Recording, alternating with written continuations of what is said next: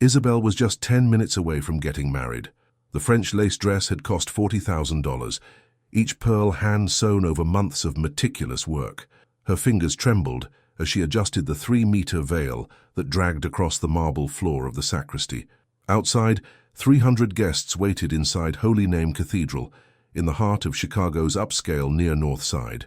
Everything was perfect.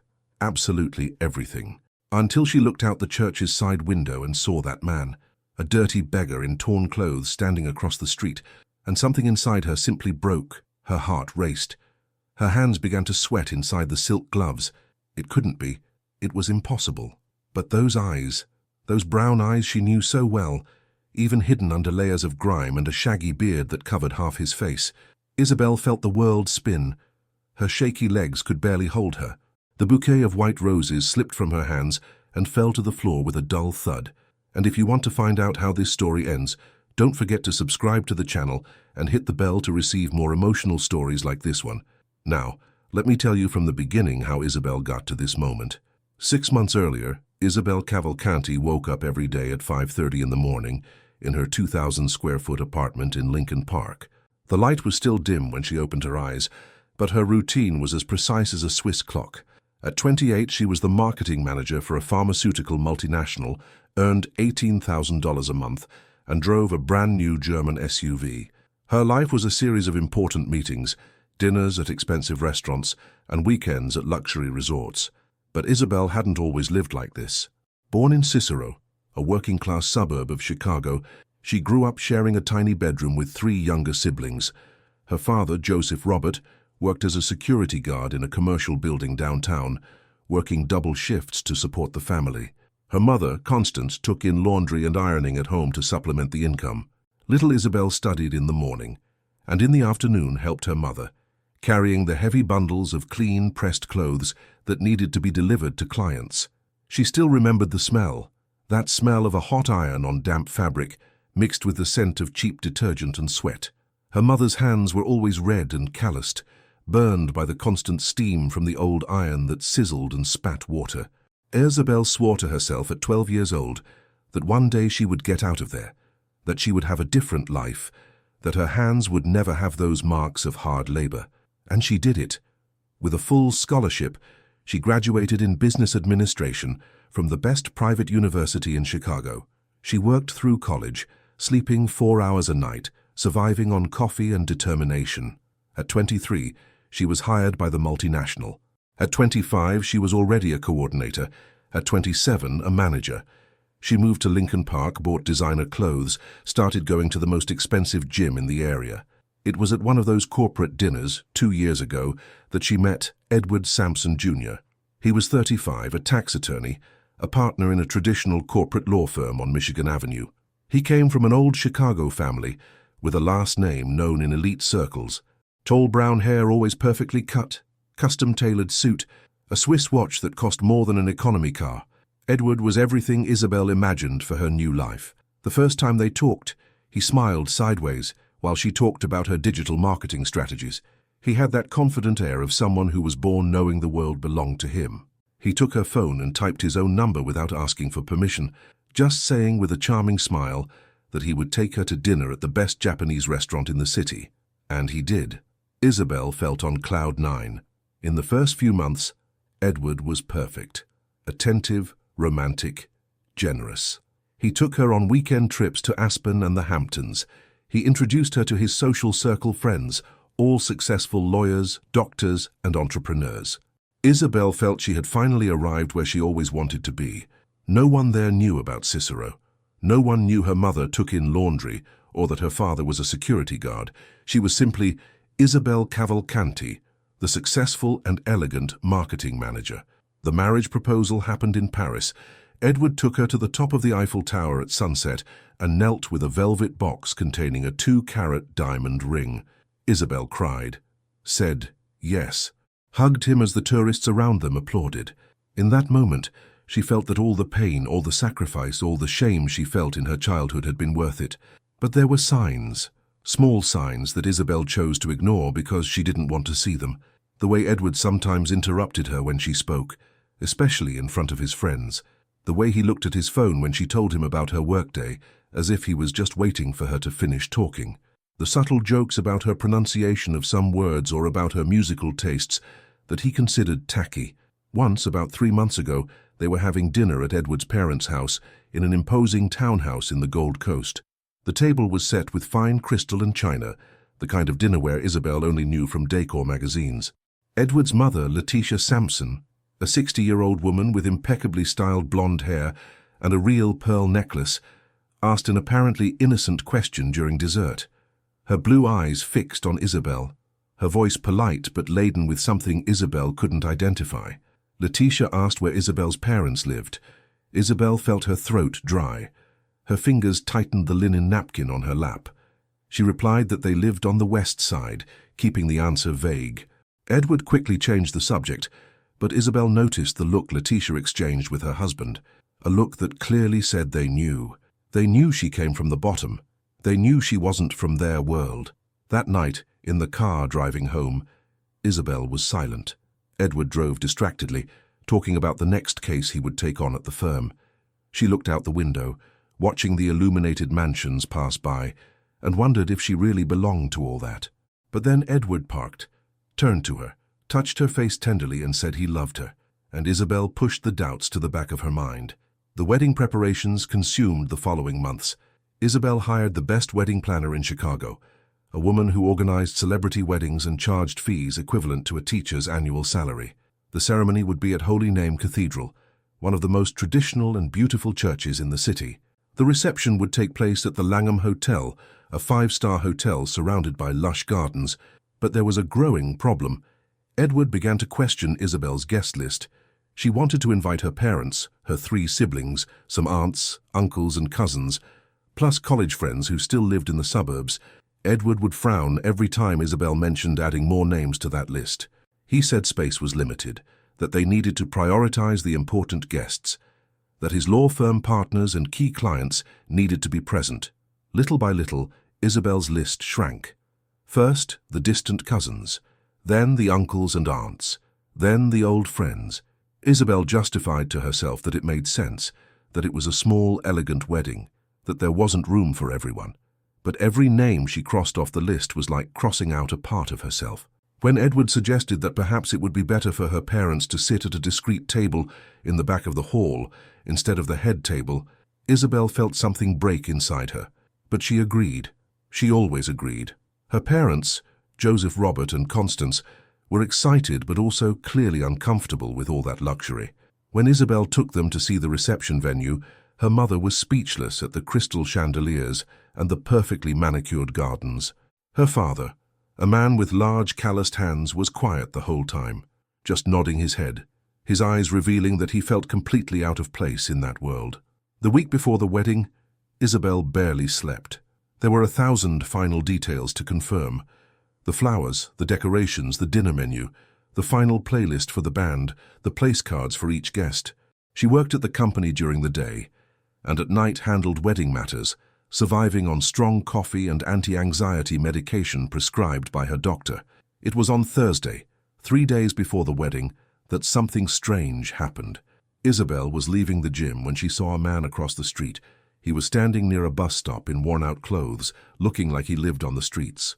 It wasn't uncommon to see homeless people in that area, but there was something about this man that made Isabel stop. He was looking at her. Not just looking, but staring intently, as if he knew her. Isabel felt a chill run down her spine. For a brief second, something in that gaze seemed familiar. But that was impossible. She shook her head, got in her car, and drove away. For the rest of the day, however, she couldn't get that image out of her mind. Those eyes. Why did those eyes seem so familiar? On Friday, the day before the wedding, Isabel was at the nail salon getting a manicure when she got a call from Edward. His voice was irritated. He said he needed to move her parents' table because an important client of the firm had confirmed his attendance at the last minute and needed a prominent spot. Isabel pressed the phone to her ear, feeling her hands tremble. The manicurist stopped working, sensing the tension in the air. Isabel asked if it was really necessary. Edward replied, in that tone that brooked no argument, that yes, it was necessary. It was about networking, about maintaining important professional relationships. Her parents would understand.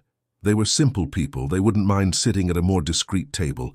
Isabel hung up the phone, feeling tears burning her eyes, but she didn't let them fall. She had to keep her composure. She had to keep everything perfect. That night, Isabel went to dinner with Edward and some of his friends at an expensive Italian restaurant. Everyone drank imported wine and laughed loudly, talking about international trips and financial market investments. Isabel smiled at the right moments, agreed when expected, but felt increasingly distant, as if she were watching that scene from outside her own body. One of Edward's friends, a lawyer named Raphael, made a comment about people who lived off government handouts, who didn't want to work and just wanted handouts. The others laughed and agreed. Edward laughed too. Isabel stayed silent, remembering her father working 16 hours a day, her mother with hands burned by the iron, never having asked anyone for anything but the right to work, honestly. But she said nothing. She just took another sip of wine and forced a smile. When they got home, it was past midnight. Edward kissed her quickly and said he needed to review some documents for an important case. He sat in the study with his laptop while Isabel took a shower. She stood under the shower for almost half an hour, letting the hot water fall on her body, feeling the steam fill the bathroom. When she finally got out, she wrapped herself in a towel and looked at her reflection in the foggy mirror. Who was that woman looking back? Was she still the Isabel from Cicero, or was she someone completely different? But before we continue and find out the outcome of this emotional story, leave your like here in the video, subscribe to the channel if you aren't already, and activate the bell so you don't miss any new stories. Tell me too, do you believe it's possible to completely forget where we came from? Do our origins always catch up with us in some way? Leave your opinion in the comments. And also tell me which city you are watching this video from. I'll mark your comment with a special heart. Now let's get back to our story. Saturday dawned with a perfect blue sky. Isabel woke up at 6 in the morning, her heart already racing with anxiety about the big day. Edward had slept at his own apartment, to keep with the tradition of not seeing the bride before the ceremony. She was alone, and that silence should have been peaceful, but it felt oppressive. She drank chamomile tea, trying to calm her nerves. She couldn't eat anything. At 7, the beauty team arrived at the apartment, 3 professionals carrying huge cases of makeup, hair tools, and beauty products. Isabel sat in the chair and let them work on her as if she were a doll. They applied foundation, contour, eyeshadow, false eyelashes. They made perfect curls in her brown hair, pinning it up in an elaborate updo that took almost 2 hours to complete. At 10 in the morning, her mother, Constance, arrived at the apartment. She was wearing a simple but pretty navy blue dress that Isabel had bought for her. Her hair was done at a local salon, not as sophisticated as Isabel's updo, but she looked beautiful. When she saw her daughter in the wedding dress, Constance's eyes filled with tears. She covered her mouth with her hands, trying not to cry and ruin the makeup. Constance approached, her steps hesitant on the light wood floor. She touched Isabel's face gently, as if afraid to ruin the perfect makeup. Her voice came out hoarse and choked. She said Isabel was beautiful, said she never imagined she would see her daughter like this. So beautiful, so elegant, getting married in such an important church. Said she was proud, very proud. Isabel hugged her mother, smelling the familiar scent of simple soap and cheap cologne. It was a smell that immediately transported her to childhood, to that small house in Cicero, to the morning she woke up to the sound of the sizzling iron. She felt a lump in her throat, but held back the tears. She couldn't cry. She couldn't ruin the makeup. Constance asked if Isabel was happy, truly happy. There was something in her mother's voice, a subtle worry, almost imperceptible. Isabel pulled away from the hug and smiled. Said yes, she was happy, that Edward was wonderful, that this was the most important day of her life. But as she said these words, something inside her screamed, something she refused to hear.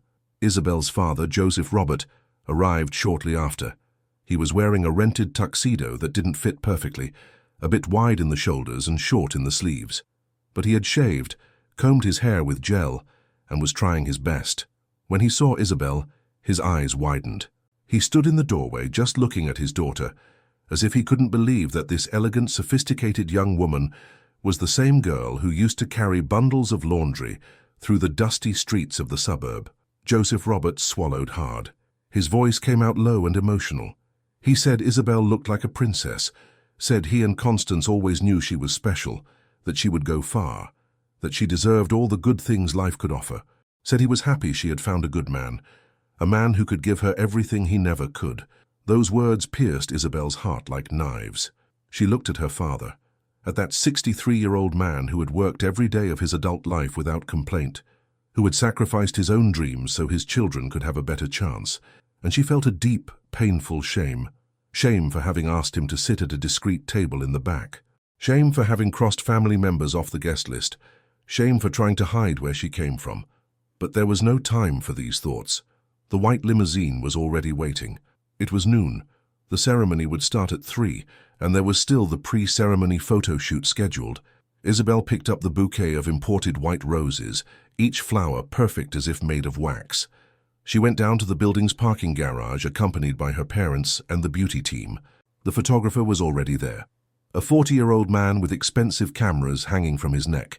He started taking pictures immediately, asking Isabel to smile, turn to the side, look at the camera, look away. She obeyed mechanically, smiling at the right time, turning her head at the perfect angle, but her smile didn't reach her eyes. The limousine drove through the streets of Chicago towards the cathedral. Isabel looked out the tinted window, watching the city go by. Huge skyscrapers, imported cars on the wide avenues, well-dressed people walking hurriedly. But on a corner, waiting at a traffic light, she saw a woman with a child in her lap, begging from drivers. The woman was thin, in torn clothes, the baby crying. Isabel looked at that scene and felt something churn in her stomach.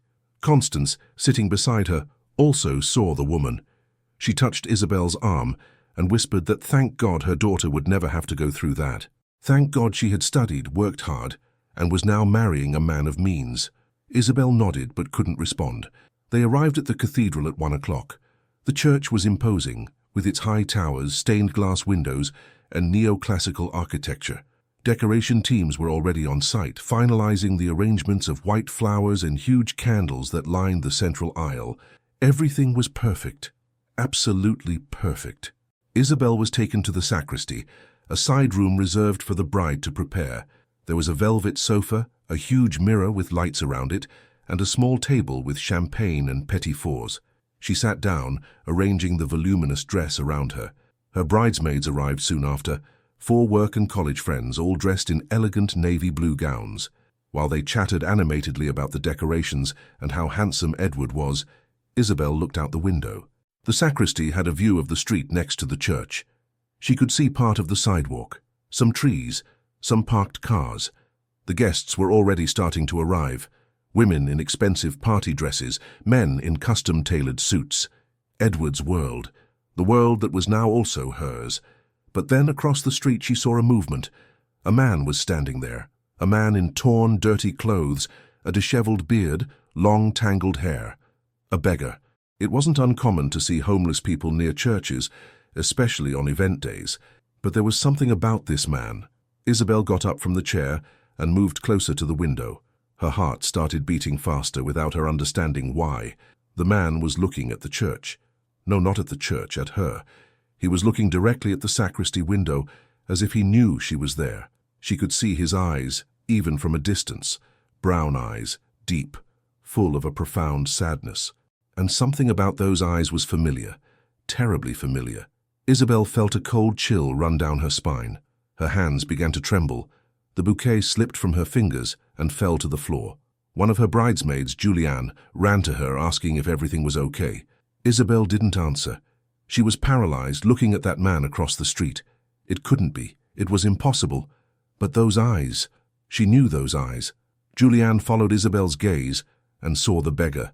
She made a disgusted face and said it was a pity to have that kind of person near such a beautiful ceremony, that someone should call the cops to get that guy away. Isabel felt anger rise in her throat. She turned sharply to Julianne, her eyes burning. She said in a cutting tone that no one was calling any cops, that that man had as much right to be there as anyone else. Julianne was surprised by the reaction. The other bridesmaids also looked astonished. Isabel never spoke like that, always so controlled, so polite. But she herself was surprised by her own reaction. Why was she defending a beggar she didn't even know? Why did that man affect her so much? She looked back out the window. The man was still there, motionless, looking. Isabel felt tears burning her eyes. No, it couldn't be him. He had left so long ago. 17 years had passed. It was impossible, but her heart screamed otherwise. Constance entered the sacristy at that moment and immediately realized something was wrong. She approached her daughter and asked what had happened. Isabel pointed to the window, her hand shaking, her voice coming out hoarse and choked. She said there was a man there, a man she thought she knew, a man who shouldn't be there. Constance looked out the window and her face instantly paled. She brought her hand to her mouth, her eyes widening in shock and horror. She staggered, having to hold onto the wall to keep from falling. Her legs gave way. Isabel held her mother's arm, feeling her tremble violently. Isabel asked, her voice desperate, if that man was who she thought it was. Constance couldn't speak. She just shook her head, tears streaming down her face, ruining the makeup she had applied so carefully. Finally, in a broken whisper, she confirmed. She said yes. She said the name Isabel hadn't heard in 17 years. Gabriel. Her older brother, Gabriel. Isabel's world collapsed. Gabriel. Her brother. The brother who had disappeared when she was just 11 years old. The brother who left home saying he was going to look for a job and never came back. The family searched for months, put up posters, filed a police report, prayed, cried, despaired. But Gabriel simply vanished, as if swallowed by the city. Over time, the family had to accept that maybe he would never return. Maybe he was dead. Maybe he had decided to start a new life away from them. Gradually, the sharp pain turned into a dull, constant ache. Constance cried every night for years. Joseph Robert became quieter, more distant. Isabel, who adored her older brother, felt a void that was never filled. And now he was there, across the street, alive but living on the streets, dirty, ragged, unrecognizable if not for the eyes. Those same kind brown eyes Isabel remembered. The eyes of the brother who used to play with her, who defended her from school bullies, who shared the last piece of bread with her when there wasn't enough food. Isabel didn't think. She simply acted. She lifted the skirt of her wedding dress and ran. Ran through the sacristy, crossed the church's side corridor, pushed the heavy wooden door, and went out into the street. Her bridesmaids screamed behind her, but she didn't stop. Her high heels hit the asphalt. The 3-meter veil dragged on the sidewalk, picking up dirt and dust. Gabriel saw her running towards him, and his face contorted in a mix of impossible-to-describe emotions. Fear, shame, love, pain, all at once. He took a step back, as if he wanted to run away, but his legs wouldn't obey him. He stood there motionless as his sister ran across the street, the white dress flying around her like wings. Isabel stopped less than a meter from him. Now that she was so close, she could see all the details. The skin sunburned and marked by scars, the dirty, matted beard, the clothes that were little more than rags, the strong smell of a body not washed in weeks, the trembling hands of someone probably battling addiction, but it was the eyes. The eyes were the same. Her voice came out broken, barely able to form the words. She said his name, Gabriel, asked if it was really him, if he was alive, where he had been all these years, why he never came home, why he abandoned them. Gabriel didn't answer for a long moment. He just looked at his sister, at that beautiful, elegant woman in an expensive wedding dress, so different from the skinny, spirited girl he had left behind 17 years ago. Tears began to stream down his dirty face, leaving clean tracks on his cheeks. Finally, he opened his mouth. His voice was hoarse, broken, as if unused for a long time. He said yes. It was him. Said he never meant to leave. Said that day, 17 years ago, he went looking for a job and ended up in the wrong place at the wrong time. He was mistaken for someone else, wrongly arrested for a robbery he didn't commit. He spent 3 years in prison. When he got out, he was changed. Addicted to drugs he learned to use inside, full of shame, destroyed inside. Gabriel said he tried to go home several times. He even got to the street where the family lived. But he always gave up. He couldn't face his parents. He couldn't let his little sister see him like that. He preferred to disappear completely, live on the streets, die slowly on the city's corners. He thought it would be better for everyone to believe he was dead than to see what he had become. Isabel listened to each word, feeling her heart shatter into 1,000 pieces.